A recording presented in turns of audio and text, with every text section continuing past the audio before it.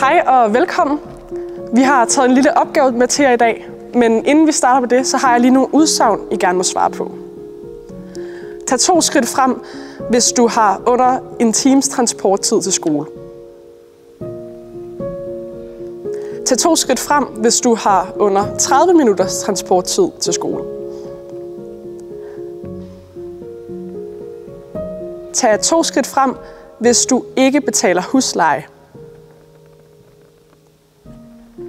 Tag 2 skridt frem, hvis din bopæl ikke har været et benspænd for din uddannelse.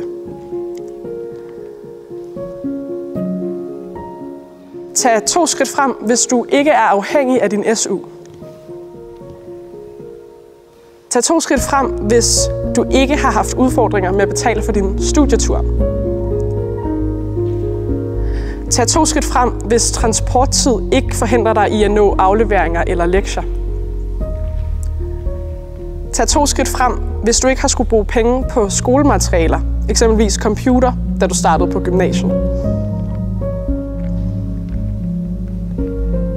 Tag 2 skridt frem, hvis du aldrig har fravalgt sociale eller faglige aktiviteter på grund af transporttid.